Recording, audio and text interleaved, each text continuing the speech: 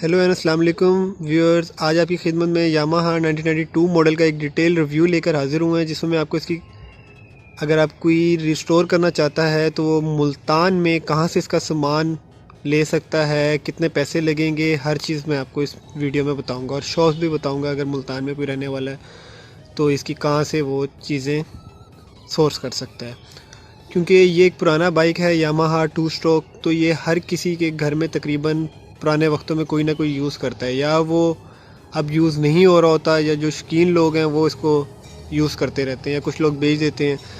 तो मैं इसमें आपको डिटेल बताऊंगा ताकि जिसके पास है और जो इसको रिस्टोर करना चाहता है तो उसका कितना बजट में ये बाइक रिस्टोर हो सकता है। तो ये आप एक दफ़ा बाइक का वॉक अराउंड देख लें।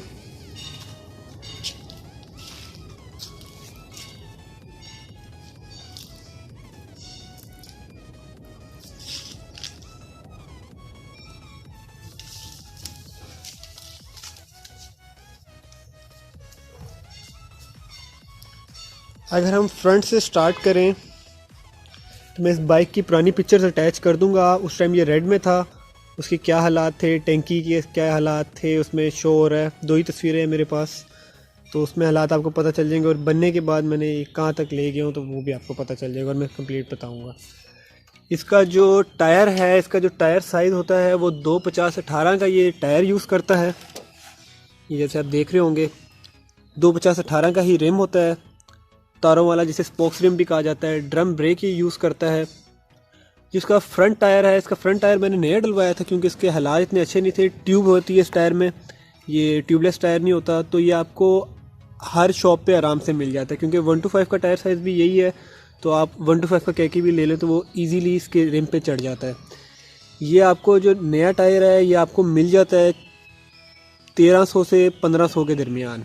डिफरेंट कंपनीज हैं जो आप डालना चाहें वो डाल सकते हैं, और हर शॉप से ही तकरीबन मिल जाता है। ड्रम ब्रेक यूज़ करता है ये। इसके जो ब्रेक पैड्स हैं वो 100 से लेके 250-300 तक आपको मिल जाते हैं, वो भी इजीली हर शॉप से मिल जाते हैं। फिर मैंने इसका ये मडगार्ड था, मैंने इसका मडगार्ड नया डाला था। ये मडगार्ड मुझे कॉस्ट किया था 1800 का। डिफरेंट आते हैं, क्रोम क्वालिटी पे डिपेंड करता है। ये मुझे इसके मैंने इसको तकरीबन 4000 कुछ चला लिया और ये ज़्यादा अरसा खड़ा ही रहा है। ये थोड़ा सा आप देख रहे हो कि रस भी आ गया, लेकिन ये इतनी जल्दी रस पकड़ता नहीं है। तो इसमें डिफरेंट आते हैं, तो आप जो क्वालिटी आपको अच्छी लगे आप वो डाल सकते हैं। फिर इसके अगर मैं इशारे पे आ जाऊँ, मैंने इसके जेन्युइन इशारे डाले थे। 180 का मुझे एक इशारा मिला था। इसमें भी क्वालिटीज़ आती हैं, और ये जो इसके इशारे हैं ये भी हर जगह से आराम से मिल जाते हैं, हर शॉप से। जो डेकोरेशन की दुकान है या जो लाइट्स और इलेक्ट्रिकल चीज़ों की इसकी दुकानें हैं वहाँ से आराम से। ये मैंने 180 का लिया था। 100 का भी आता है, लेकिन उसकी जो रबर है वो इतनी ख़ास नहीं होती। इसको भी जब मैंने बाइक रिस्टोर किया था तब के इशारे लगे हुए और बिल्कुल सही सलामत हैं, कहीं भी नहीं जाते। फिर मैंने हेडलाइट ली थी। हेडलाइट इसकी मुझे 2600 रुपये की कॉस्ट की थी पूरी। फ्रंट शीशा भी और उसका बैक कवर भी, हर चीज़। अंदर बल्ब फिटेड होता है। इसकी क्वालिटी देख लें, अभी तक ये येलो नहीं हुई। तो इसमें भी डिफरेंट क्वालिटीज़ आती हैं। ये भी आपको मिल जाता है अगर आप मुल्तान में हैं तो हुसैना गई से इसकी ये सारे पार्ट्स आराम से मिल जाते हैं, और हुसैना गई से ही आप अप्रोच करें क्योंकि वहाँ से थोड़ी पूरी मार्केट है, तो वहाँ तो ईज़िली आपको हर चीज़ मिल जाती है।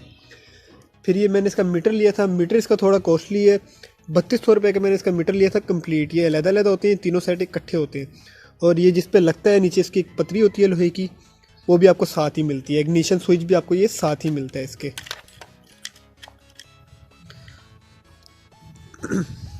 मैंने बनाने के बाद ये ज़ीरो था, मैंने इसको 4387 मैंने इसे चला लिया। फिर इसके असम्बलीज ऐसी थी, ये वाली मैंने चेंज की है। ये आप देख रहे होंगे, ये पुरानी आपको लग भी रही होगी। ये मैंने नई ली थी, ये मुझे कॉस्ट की थी 800 की। इसमें आपके इंडिकेटर्स आ जाते हैं इस साइड पे, headlight on off, high low indicators और हॉर्न, और ये इसकी चौक है। सर्दियों में ये चौक बहुत काम आती है। ये फिर मैंने इसकी ये डाले थे जो जिसे आप कहते हैं आमतौर पे असेंबली जो होती है, तो उसके साथ ही मैंने ये भी मुझे मिला था। ये क्लच का जो लीवर होता है, ये लीवर आपको 100 to 120 कॉस्ट करता है। ये मेरा पुराना ही है। यहाँ तक कि आपको ये कवर्स भी मिल जाते हैं। ये आपको सारा सामान हुसैना गई से अच्छे रेट पे मिलेगा। ये इसके कवर्स आ गए। फिर मैंने इसकी ये भी ली थी, ग्रिफ्ट भी ली थी। ये ग्रिप्स भी ओल्ड मॉडल की ली थी, यामाहा की है ओल्ड मॉडल की। ये मुझे कॉस्ट की थी मेरे ख्याल 70 की एक ग्रिप थी या 80 की एक ग्रिप थी। फिर ये मैंने हैंडल, इसका हैंडल असल में बहुत बड़ा आता है, तो मैंने इसमें जिसे कहते हैं कटा हुआ हैंडल, छोटा हैंडल, वो मैंने डाला था।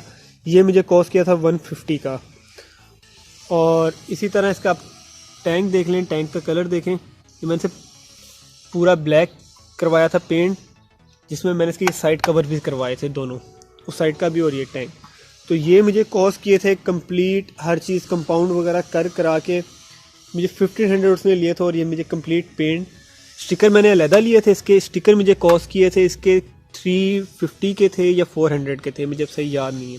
इस साइड का मोनोग्राम नहीं है, उस साइड पे मैं जाता हूँ तो मैं आपको मोनोग्राम भी दिखाता हूँ। ये मेरा मोनोग्राम उतर गया है। आपको जेन्युइन मोनोग्राम इसके बहुत मुश्किल से मिलते हैं, लोकल आराम से मिल जाते हैं, 100 रुपीज़ का एक मिलता है मोनोग्राम, लेकिन जेन्युइन बड़ी मुश्किल से मिलते हैं। दोनों की क्वालिटीज़ में ये होता है कि इसका जो पेंट ऊपर गोल्डन होता है, जो पेंट से अगर आप पेट्रोल वगैरह गिरे तो ये ब्लैक हो जाता है। देखें अब मेरा ब्लैक हो गया, वरना ये इसका गोल्डन प्रॉपर एक शाइन वाला शेड होता है। ये आपको 100 रुपीज़ के कॉस्ट करते हैं, जेन्युइन जो है वो 400 के 2 आ जाते हैं, 200 का एक। फिर इसी तरह मैं अगर आ जाऊँ, ये इसका इंजन है, ये सिलेंडर है, 2 स्ट्रोक इंजन है, इसमें वॉल्स का कोई चक्कर नहीं होता, बस पिस्टन होता है। और जो आपका ये प्लग है, प्लग का कवर नहीं लगा हुआ, प्लग जो है ये स्पार्क देता है, जिसकी वजह से पिस्टन हिट करता है और वो एक स्टॉक प्रोड्यूस करता है। इसी तरह इसका यहाँ पे वो है एयर फिल्टर। एयर फिल्टर आपको कॉस्ट करता है 150 का। वो आप आराम से इजीली खुद भी डाल सकते हैं, अगर आपके पास 4 मुंह का पेच का आप यहाँ से खोलें और उसको आराम से डाल लें। फिर इसका ये 2 स्ट्रोक मशीन है, तो इसके लिए ऑयल भी डलता है। ज़्यादातर लोगों का इसके अंदर ऑयल पंप और जो कार्बोरेटर होता है वो इसके अंदर आता है। इसका 4 स्ट्रोक के बाहर ही होता है, लेकिन इसके अंदर होता है। तो इसका एक पंप होता है जो अक्सर ख़राब हो जाता है, पंप भी नए मिल जाते हैं। पंप थोड़ा महंगा है, वो भी 3500-4000 तक का कॉस्ट करता है, लेकिन मेरा पंप ठीक था तो मैंने ये एक्टिवेट किया हुआ, तो मैं इसी के अंदर ही ऑयल डालता हूँ। इसके अंदर ये है कि क्वांटिटी बिल्कुल सेम रहती है। लोग टैंकी के अंदर भी चलाते हैं, यहाँ से इसका ऑयल डलता है। और ये यहाँ तक कि इसका ये जो है लॉक, ये भी आपको नया मिल जाता है ईजीली मार्केट से। फिर इस तरह इसके बैक पे अगर आ जाएँ तो इसका आप सिलेंसर देख रहे होंगे। ये सिलेंसर मेरे पास एक और बाइक था जो जिसे मैंने कैफ़े रेसर में तैयार किया था, मैं डिस्क्रिप्शन में उसका लिंक दे दूंगा, आप देख सकते हैं। तो उसका मैंने ये सिलेंसर यूज़ किया क्योंकि उस पर मैंने सिलेंसर चेंज किया था। और इसी तरह इसके बैक साइड पे आ जाएं तो बैक साइड पे भी ड्रम ब्रेक यूज़ हुई हुई है। इसमें सेम साइज़ है 250-18 का ये बैक पे भी टायर यूज़ कर रहा है। मैं आपको साइज़ दिखा देता हूँ इसका। स्पोक्स रिम ही है और इसके बैक के भी लेदर साइज़ सेम ही है, तो बैक के लेदर भी आराम से आपको मिल जाते हैं। फिर मैंने इसकी एक सीट पूरी रिस्टोर करवाई थी। सीट मुझे कॉस्ट की थी, इसकी सीट बिल्कुल ही खाली हुई हुई थी, फारिग थी, बहुत पतली सी थी। तो इसका जो अंदर का फोम होता है वो मुझे कॉस्ट किया था 1500 का, और मैंने 300 में इसकी कोशिश कराई थी। अगर आपने मुल्तान के हैं तो पोशिश का जो बेस्ट है वो मुल्तान किसी से भी आप पूछ लें। पोस्ट ऑफिस जो मेन है जीपीओ चौक पे, जीपीओ के साथ ही सीट वाले पोशिश वाले बैठे हुए, वहाँ से मैंने ये 350 की पोशिश और 1500 का इसका पूरा फॉर्म लिया था। अगर बैक पे आ जाए तो इसी तरह इसकी ये बैक लाइट है। बैक लाइट भी आपको ईजिली अवेलेबल है। ये बैक लाइट पूरी आपको इसके बल्ब समेत 200 की कॉस्ट करती है। बैक मड गार्ड इसका जेन्युइन ही है, मैंने इसको नहीं छेड़ा। थोड़ी सी क्रोम क्वालिटी थोड़ी सी गंदी है, लेकिन मैंने इसको किया नहीं क्योंकि मैंने बैक मड गार्ड लेना था, लेकिन वो बहुत ही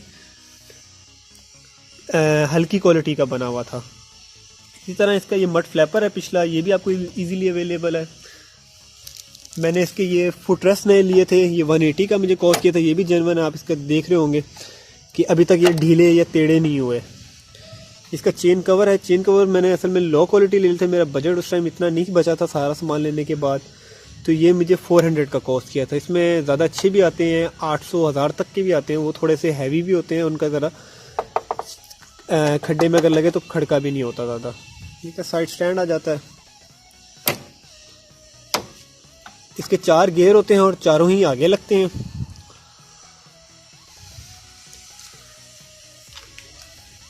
इसके अगर सिलेंसर की बात कर रहे हैं, सिलेंसर के इसकी प्रॉपर एक साउंड होती है, और आप साउंड चेंज भी कर सकते हैं। उसके लिए आपको ये 3 नेट हैं, 3 नेट खोलने पड़ते हैं, और इसके ये बांसुरी कहलाती है, बफल भी कहते हैं, ये चेंज होती है। जो लो साउंड पसंद करते हैं या जिन्होंने एक फैमिली वगैरह के साथ, जाहिर सी बात है अगर आपको लाउड साउंड अच्छा नहीं लगता तो आप लो साउंड वाली लगा सकते हैं।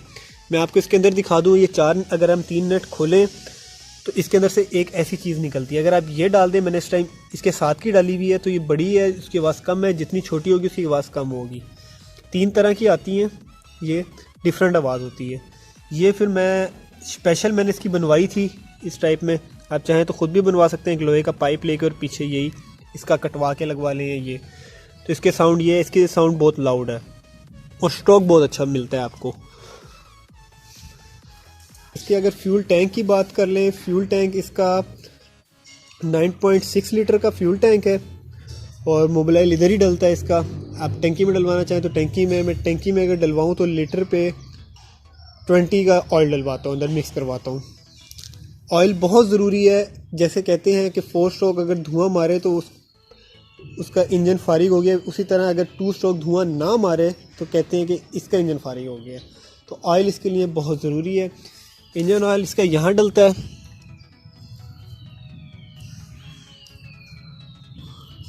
$1.6 लीटर तकरीबन इसमें ऑयल डलता है, इंजन ऑयल। और ये जो मुझे लीटर पर लीटर एवरेज जो देता है वो 30 to 35 तक एवरेज देता है।